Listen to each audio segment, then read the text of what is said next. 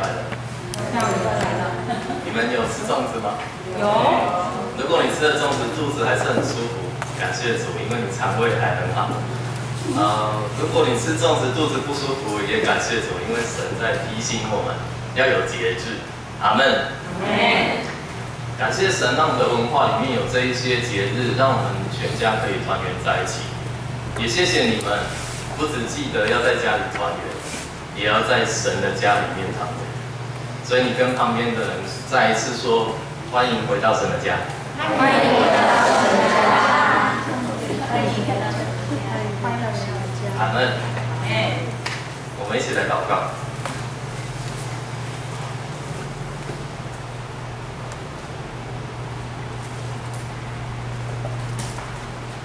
天上的父啊，求你让这个地方成为我们来到这里可以感觉越来越熟悉的地方，因为这是我们的家。天上的父啊，求你眷顾那一些祷告，他们说他愿他的家庭每一个人都回到这个家来。求你听这样的祷告，因为这是合你心意的祷告。求你让我们不再只是等候，而是看见你成就你的应许在我们家里面。现在我们也邀请圣灵在我们当中，来开启我们的眼睛，看见你；开启我们的耳朵，听见你；打开我们的心，使我们感觉到你。这是你的时间，这是你的地方，这是属于你的百姓。求你掌权在当中，对我们说话，让我们有智慧，能够明白，而且行出来。我们这样祷告是奉主耶稣基督的名。阿门。上礼拜我们谈到神赋予女人内在生命的能力，不只是敬畏神、充满智慧、才貌兼备，更是辛勤工作的、性格独立的、认真负责的、眼光独到的、身体健康的、作息规律的、善于理财的、尊荣丈夫的、未雨绸缪的、看重家庭的、气质出众的、细腻仁慈的。是你还没有结婚的男孩子，这就是你的条件，你可以挑选你配偶的条件。但是不要忘记，当女人被一个男人以浪漫无比的爱来追求，而且参与在这个男人的意向，拥有一个无可取代的地位，那么这样的内在能力才能够发挥出来。我们更了解每个女人生命中最完美的男人就是耶稣基督。所以每一个渴望拥有才德妇人的丈夫，你要学像耶稣的样式，来成为一个好男人。每一个男人除了上礼拜谈到要有浪漫无比的爱，有人生意向，而且为他所爱的女人赋予无可取代的角色之外，男人还需要什么样的特质？有些人觉得今日教会的服事方式、属灵教导、敬拜风格都非常女性化。我们很少看见强而有力的生命故事和反败为胜的见证。我们的生活缺少惊天动地的经验，也越来越少看见英雄事迹。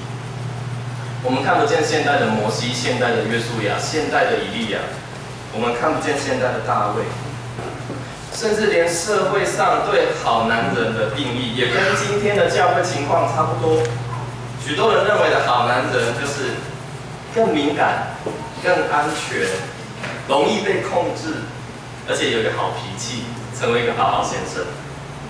所以男人的问题出现，他们比较像男孩，比较不像男人。他们不知道如何积极的遵守诺言，不知道如何成为属灵的领袖，不知道如何管理自己的家，甚至有的男人不知道怎么对自己的妻子和太太说谎。今天的世代会因为男人成为好好先生就感到很满意吗？在场的姐妹，你期待的梦中情人是一个雄赳赳、气昂昂的英雄，还是唯唯诺诺的好好先生呢？如果我们想要知道神所创造的男人应该是怎么样的，那么回到神的话语就不会有错。创世纪2章7到8节说，耶和华神用地上的尘土造人，将生气吹在他鼻孔里，他就成了有灵的活人，名叫亚当。耶和华神在东方的伊甸立了一个园子，把所造的人安置在那里。如果这段经文的描述的时间顺序是对的，那么亚当被创造的地方似乎不是伊甸园。亚当一开始所在的地方是没有草木、没有菜蔬、没有降雨、没有耕种的蛮荒之地，而在那里亚当出现了。亚当被创造以后，神才立了一个园子，然后把它放在里面。亲爱的弟兄姐妹，如果亚当是诞生在伊甸园之外的蛮荒之地，那么旷野就是男人的故乡。事实上，每一个小男孩会走路以后，就不会想要安稳地待在室内。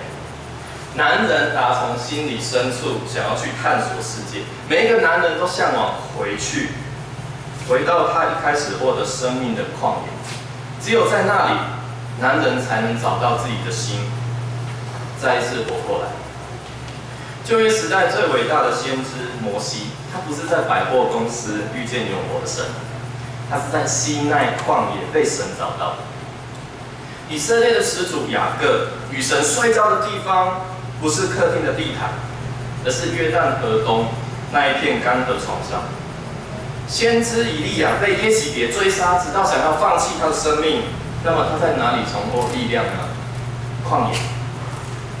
到了新约时代，施洗约翰所发出的时代呼声是从旷野来的。我们所熟悉的耶稣基督胜过试探之处，也是旷野。在耶稣强大的光芒中被呼召的保罗，他必须在阿拉伯旷野与神面对面进入三层殿。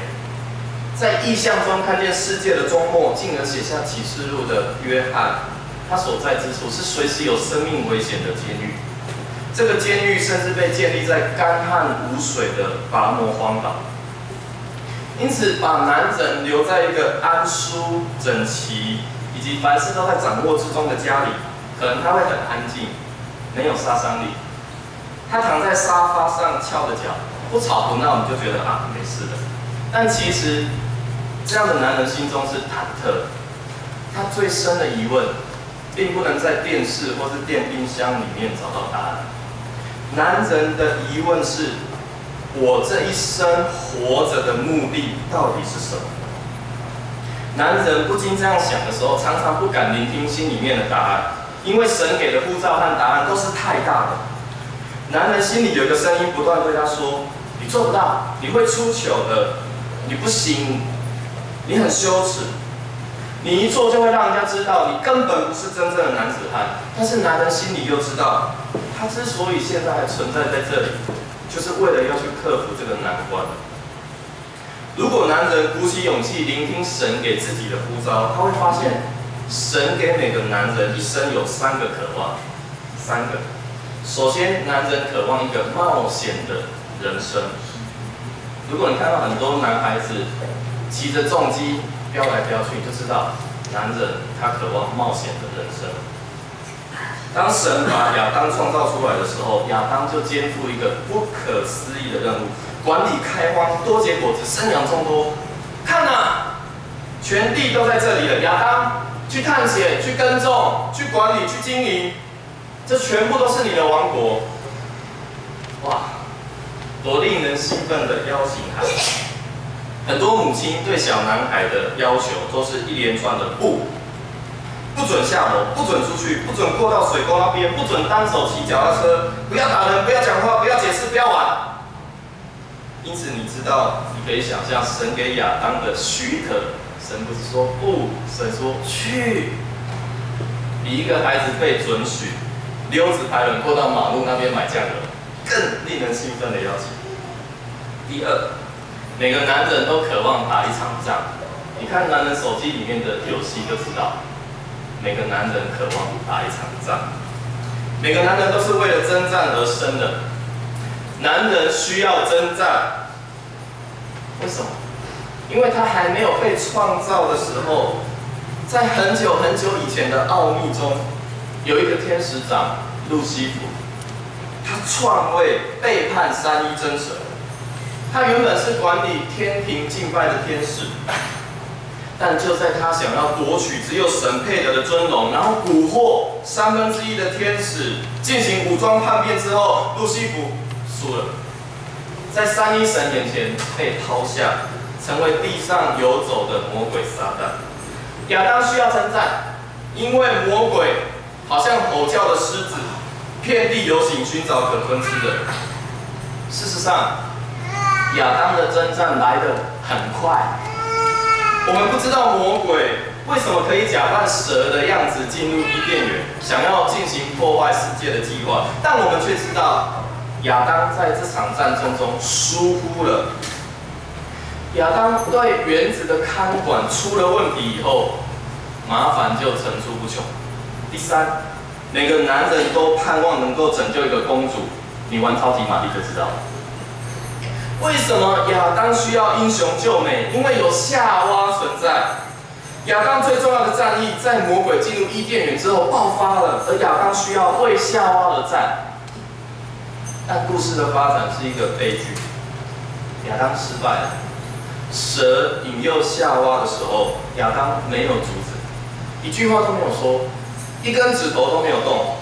在最关键的时刻，第一个男人完全无能为力。而这也使得在他之后的每一个男人都重复跟亚当一样的失败。我们不冒险，不奋战，也不拯救夏娃。我们都是同一个父亲的模子印出来的。神创造男人，要他冒险，要他征战，要他拯救公主。而神要男人在哪里做这些事呢？神把男人放在有史以来第一段关系当中，那是一段夫妻关系。那是一个家，男人要实现他使命，第一个地方就是他的家。今天的经文很明显是在谈教会领袖的资格和条件，但是其中第5节，让我们进一步明白神的逻辑。人若不知道管理自己的家，焉能照管神的教会？神很明显是在说，当我们谈到这些资格和条件时，我们应该实现在自己的家，才进一步实现在神家。从神的角度来看，男人进入自己的家和神的家里面来做监督、来做领袖，就好像一开始神也创造第一个男人，把男人放在他的家，放在神的园子里面一样。这段经文描述神心中那个好男人的形象。这段经文告诉了我们，神放在家里头的男人必须是什么样的人？所以，如果你还没有结婚的女孩子，神放在家里头的男人就是以下这些条件的男人，你们要看好。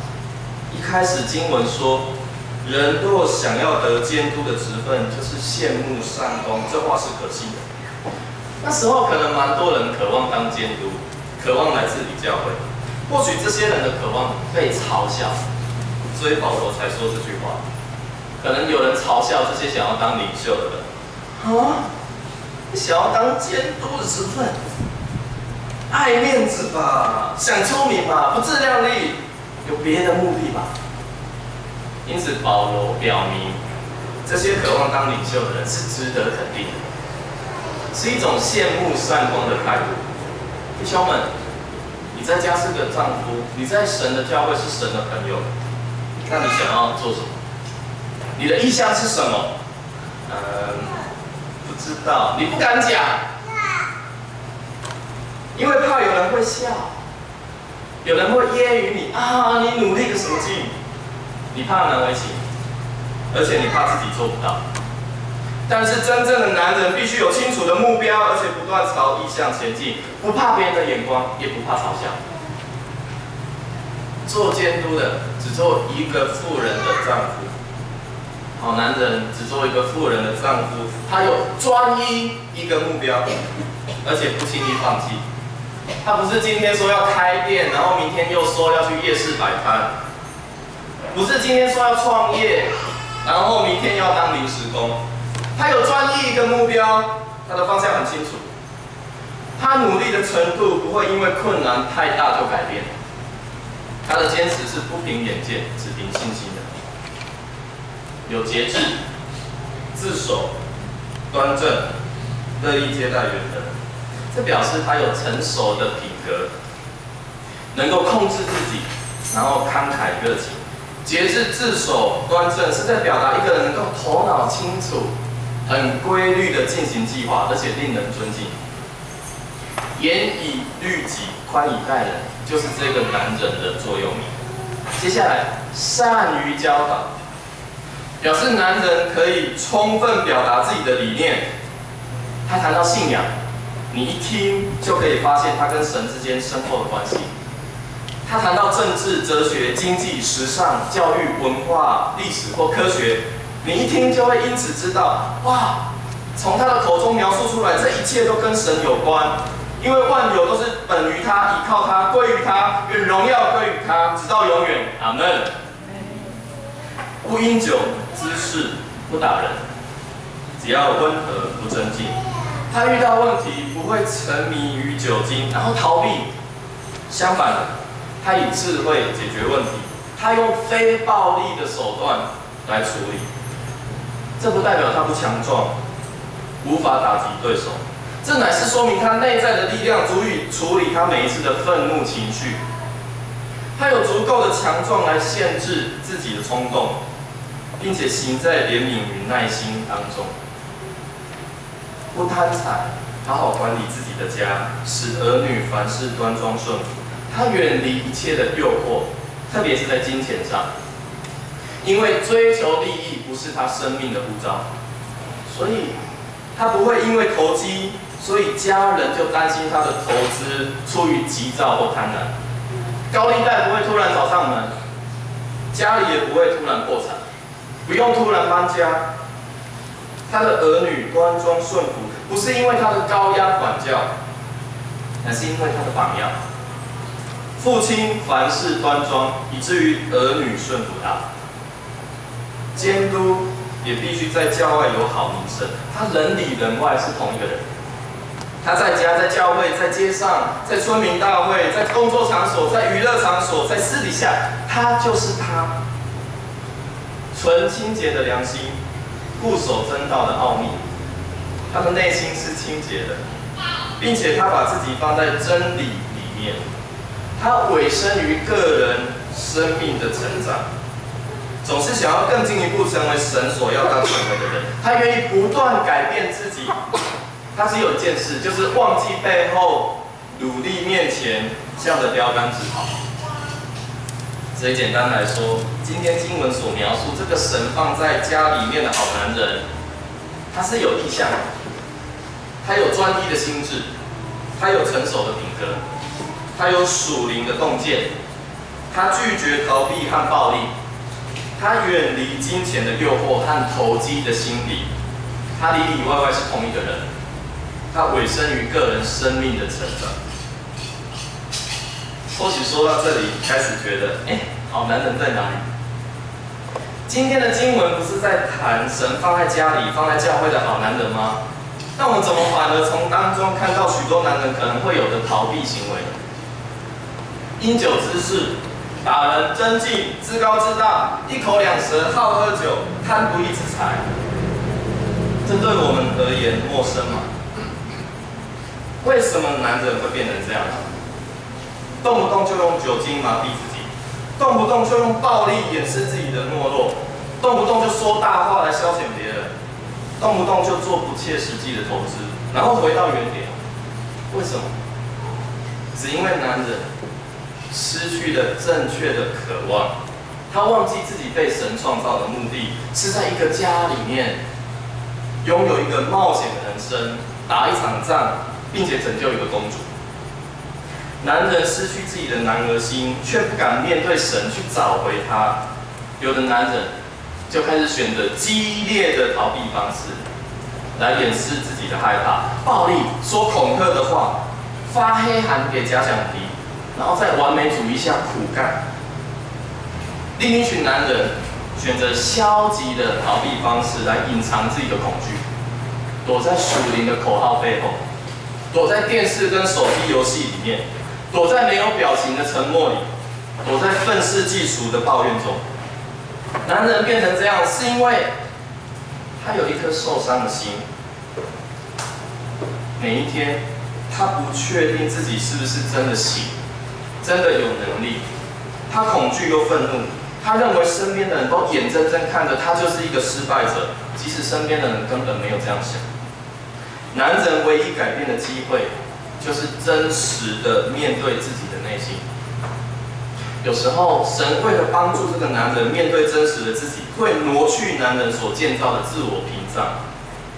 突如其来的失业、家人的过世、有绝症疑虑的病、破产，神允许这些，为了要催促我们离开向来所依赖的，然后起来跟他一起冒险。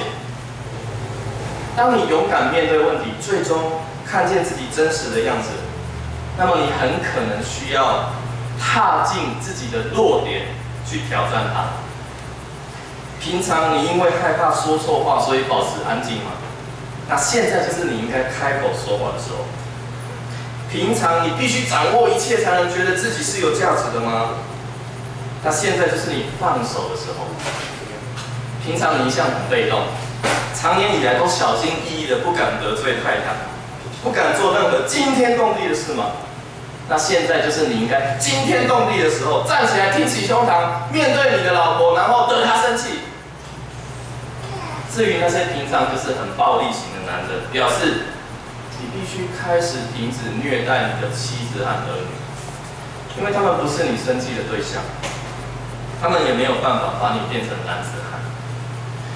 当你走进自己的惧怕去挑战自己，你会被挑起很久以前曾经受过的痛苦，可能是一句很贬低的言辞，一次身体的虐待，一段冷漠的忽视，甚至这些都不是一下子，而是生命历程中你不断发生的。这个时候，你需要再次邀请耶稣进到你里面。耶稣不是一个宗教的名词，也不是一个寄托，他是唯一能够帮助你成为真正男人的那位。他会带你一起聆听天父对你的评价。事实上，你怀疑自己，你害怕许多的事物，是因为你从来没有从地上的父亲那边得到肯定。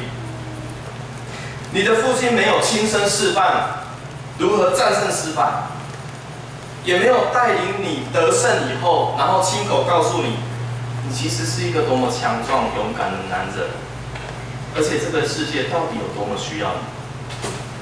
但是天上的父亲不同。他会告诉你，你就是为了这一刻被造的。